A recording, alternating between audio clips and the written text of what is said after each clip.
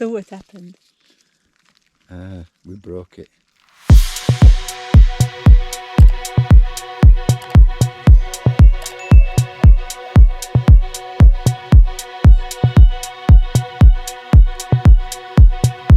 Alright, we made it to Bramwell House and we're going to start the Telegraph track very soon. So Keith is preparing the car right now and then we'll be on our way. Alright then Keith, this is it? Yeah. All Telegraph track?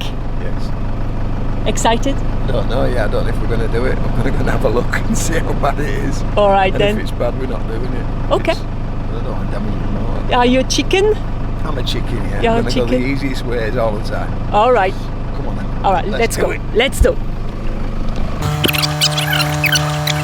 So, Let's rewind to Archer River Roadhouse. the beginning of the week, a week ago, we just shot of the Archer River Roadhouse when the upper control arm nuts fell off the bolts and the upper control arm failed and the wheel flopped in, and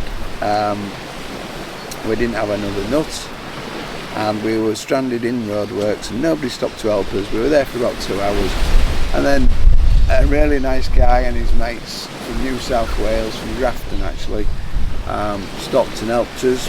And his missus, And she his was a wife, mechanic as well. Both mechanics. Yeah. And they helped us temporarily repair the vehicle, get us to the roadhouse where we were able to get a better nut and washers Yep. to make a more permanent repair, which we did. Yep.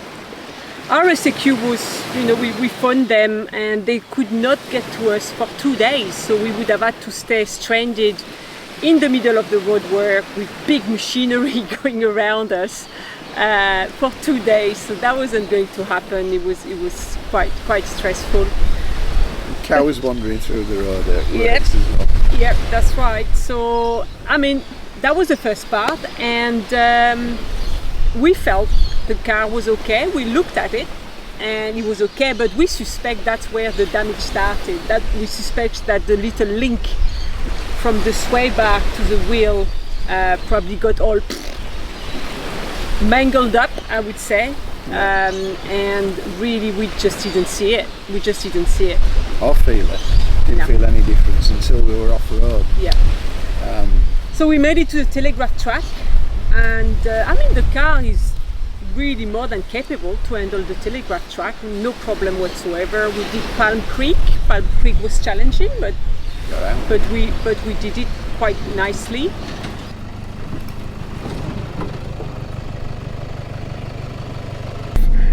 It felt like it was just pivoted on the rock sliders. Yeah. Oh, right. You went nearly vertical there. Yeah, it was good.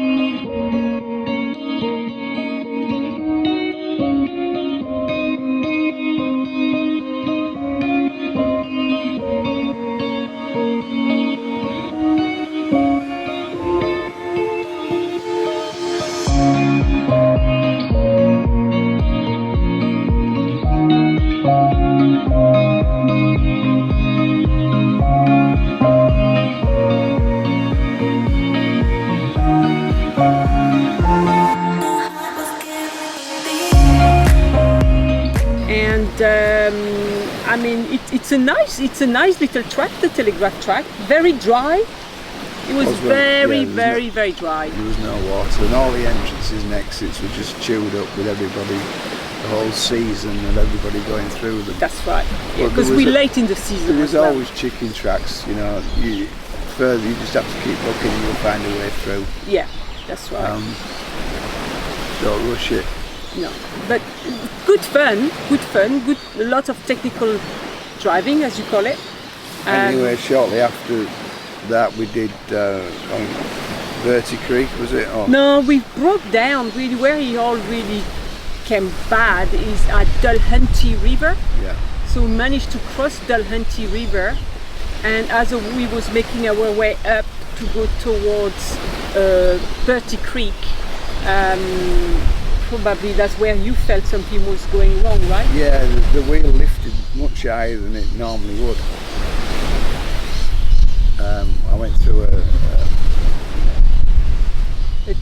Yeah. Yeah. A hole in the road. I was expecting the wheel to lift, Yeah. but it lifted much higher than what I expected it to. Yeah. And then when it came down, I heard the crunch. Yeah. The CV went and the bearing, and that was it. Oh yeah, that was quite messy. Twisted the underneath wheel, there. twisted the Yeah. CV quite badly. Yeah. We couldn't move the vehicle without taking the CV out and messing about. So we had a spare with us. We tried to change it. Some guys stopped, and for 2 hours they tried to help us, Yeah. which was They really were good of them. awesome. They were absolutely awesome. Thank you guys. Lad from Ballymbre in Brisbane, and another guy from South Australia. Yeah. Just so you know, we didn't make it. We tried to leave the Teletrack at the bypass at Gunshot and make it to the PDR. We didn't. So we could get good recovery. Yeah. And we didn't make it to there. We missed it by about 5 kilometers. Yeah. It was 5 kilometers away from the PDR. But the 20 kilometres of corrugations prior to that Just finished the wheel off. So we were stuck there. yeah, so we were stuck in the middle of the track of it was a gunshot bypass to the PDR track. We were stuck there. Good morning. Well, Cape York, an adventure they say, certainly was. We've broken Bessie. Whole wheel station on the right hand side needs rebuilding. The IFS is totally gone. CV smashed and the wheel bearing collapsed. And we've been here for about 24 hours waiting for a tow truck to come and get us and take us to Bamaga, where hopefully we'll find somebody that can repair it for us in a week or two, because we broke it, the bugger. We didn't see many cars, so Two only in 24 hours. Yeah, 2 cars in 24 hours, including the Ranger. Fortunately, and that was I think a lifesaver for us, is we had a sat phone with us. It's a sat sleeve with Pivotel, and it is on the Thuraya network. Yeah, the link is not fantastic, but it was good enough to call RACQ so they can give us a phone number of a towing company, and that was enough for us to call Shane at the RACQ in Bamaga. Top end towing. Yep, and then we managed to really talk to him. He couldn't hear very well what we were saying, but at least the communication was established. And then we just finished it with just sending him by text. Send GPS coordinates. Exactly, giving the GPS coordinate, our exact location, and he did fantastic. Initially he told us I won't be here for 48 hours. And then he really did a lot of digging, and he managed to get us someone within 24 hours. The next morning we had someone there to pick us up, and so that was awesome. That was really good. Yeah, and BJ was the guy that came to pick us up. Yeah. Again, works with Shane. Great guy. Hard work driving down there and back to get us. Hard work. Deserve every penny you get, guys. Yeah. And but I think without a sat phone, we would have been there for days. We wasn't into any danger or anything, but it would have been very, very complicated to. I think the Ranger would get. The Rangers is the only option we would have had to walk to the Ranger office. Which is about another 5 to 10 k's back. That's right. To get any help. So anyway, we got the car on the tow truck, which was awesome, and we got driven 170 kilometers to Bamaga. Actually, they took us to Sesia, which is a nice little community, a nice campsite right on the water, very chill people. BJ just dropped us off at the campsite and said, go and see her tomorrow. She's closing down now. She had enough of the day, so no stress at all, absolutely no stress. They looked after us very, very well. They put us on there, but the road to get there, right? 4 hours in the truck on those corrugation.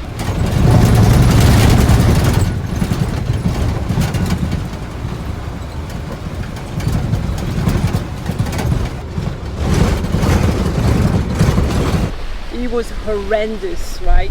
It was absolutely horrendous. We was just shaking all the way, and I could see the car our car on the tow truck, you know, having the time of its life, right? Because we had to wait for the wheel to bounce off. Yeah, because I mean, it's the best way to take your car to Cape York. Get it towed, guy. Get it towed. Put it on somebody else's vehicle and get them to drive it all the way up here. Yeah, it's very much less damaging to your car for sure. But so they set us up there at Sesia camping ground, and we got the mechanics to come and have a look. He came to the campground to have a look at the car. It took him 2 minutes to look at the car, and he knew exactly what he needed to do. He's an awesome mechanic. This is Mark at Top End Motor. Yeah. And really did a great job. We had to wait for him to have time to fit us in, right? He's a very, very busy guy. But, you know, what a great place to break down. They put us just under a big palm tree with all those huge big coconut waiting to drop on the car. So that was a little bit of a concern, especially when the manager stopped and told us, oh, you should move your car because look at all the coconut tree, and we're there, well, the car's not going anywhere.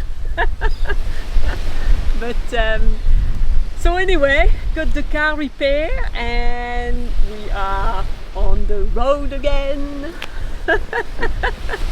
We are on the road again. And we've just done another 20 k's of corrugations, 30 k's of corrugations. Yeah. To get to this beautiful spot. That's it. So we are in Somerset Beach, I think, or Somerset Camping Ground. We've got the camping ground to ourselves. As you can see behind us, nice sea, very, very nice, beautiful, very nice cool sand, breeze. Cool breeze. So we'll be here for tonight, and then tomorrow we'll go to the tip and check that out. Yeah, we're going to leave here first thing and try and get to the tip as early as we can. That's because right. Yeah. By about 8 o'clock it's 30 degrees. Yep. All right, so lessons learned. Carry a sat phone. Carry a sat phone. As I say, we are with Pivotel.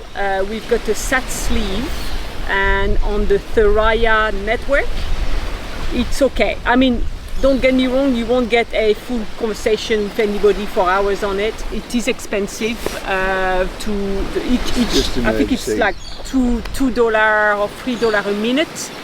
But it's just for emergency. It costs $15 per month for the subscription, so it's very, very cheap subscription, but then the calls themselves are very, very expensive. But 100% worth having. And it's also got an emergency button on it. So yeah, like an EPIRB. Yeah. Which is really good. Sends in those signals to where you are. That's right. Second lesson, carry beers. Because beers is the method of payment between, four-wheel driver who are helping you out. So we give you beers to the lad. Need lubrication in the seat. Exactly. So always carry beer with you, even if you don't drink it, for sure. Third lesson, I think, is get the top RACQ cover. Fortunately, we had it, which is great. It basically tows us to any mechanics in a 200 kilometers area. Really worth having, and then they put us up with the accommodation at the campground as well, so we really didn't have to pay a thing. The only thing we had to pay is the repair, really.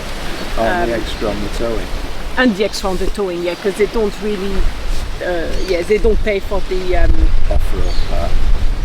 and they don't pay for the off-road part, and they don't pay for crossing the Dulhunty River as well. So we still had to pay for that, but we would have had to pay for it as well anyway. Yeah. So do get the top cover, especially when you are going four-wheel driving like that. It's really, really worth it. And then lastly, what we should have done, we've got our slide-on camper, and we've never really entertained the thought before to carry the legs with us, because we felt that the legs are very heavy to carry. And 40 kilos. Yeah, and I think next time we go on a long trip like this one, we are away for a month, we'll definitely be considering taking it with us. In this case, we could have just put the camper on the legs while they are repairing the car, and we could have even dropped the car to the mechanics and he could have repaired it at his leisure. We might have it done, have it repaired faster, who knows. But I think we will definitely be carrying the legs next time. Maybe not for 1 week trip around, but for those. No, when we're local, it's when we're more than 24 hours from home. That's right. That's right. I think, because if we're not 24 hours from home, we're not remote, we can get RACQ back to Brisbane. Exactly.